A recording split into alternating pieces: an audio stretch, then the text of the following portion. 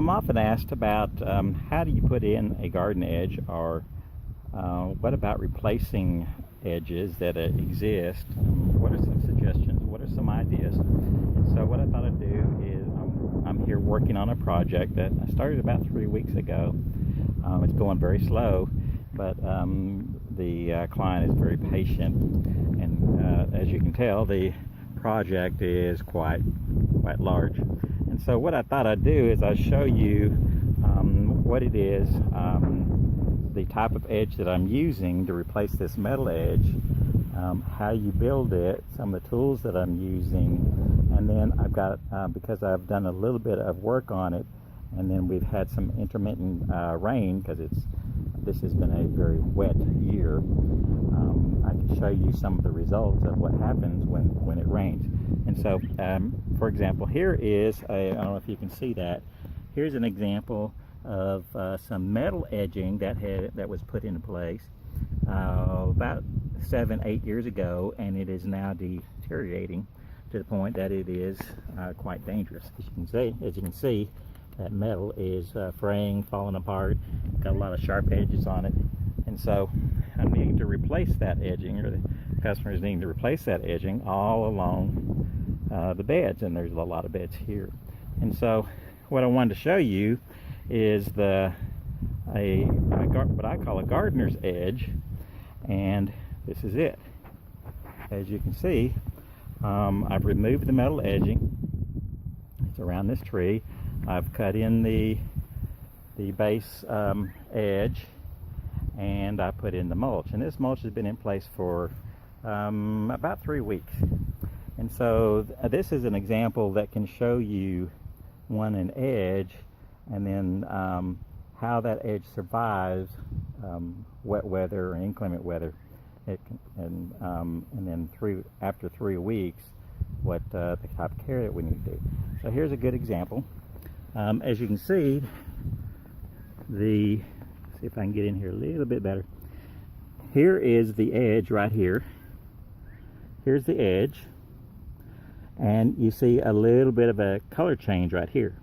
And so what has happened is that the mulch, which is right here, has stayed in place. As you can see, there's not any mulch that has moved out. We've had quite a bit of rain, and as you can see here, the water stood up to this point. If you look right here, this little tan line here is a watermark point that has floated out a little bit of thatch out of the Bermuda grass. It has floated, the thatch has floated up to right here, and then the water receded, and as you can see, it left the thatch there, but it did not carry off the mulch. The mulch stayed in place. Now we do have a little bit of growth from the Bermuda grass, so we'll have to do some maintaining of that. How deep is that mulch? Well, as you can see, it's quite deep, but that Bermuda grass has come in anyway, so we'll have to spray some chemical to maintain the bed, but the bed itself is in place. And what I want to show you is that the type of mulch that you use is very important. This is a hardwood mulch, and that hardwood mulch stayed in place even after lots of water, lots of inclement weather. It stayed in place. There are some other type mulches. Let me see if I've got, yeah, here we go. Here's another mulch. Here's an example of another mulch right here. This is a recycled wood chip mulch here, and what happens to that mulch is that it rises with the water, and then it floats across the sidewalk and creates quite a mess, floats off into the turf. And so that's why it's important when you choose the type of mulch that you're going to use, that you use a mulch that will stay in place like this, like the mulch did here.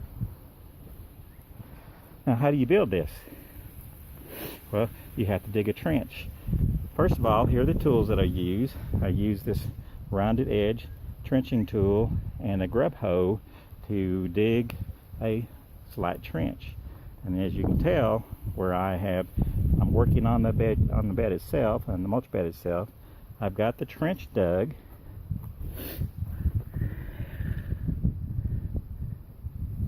And you can see by my finger how deep it is.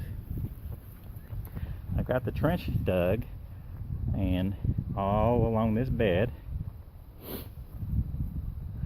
coming around here, and then there it is. It's coming along this edge up until we hit these blocks that are forming this other bed, this walk bed, and then it goes up until we hit the sidewalk, and then we got a trench going down here.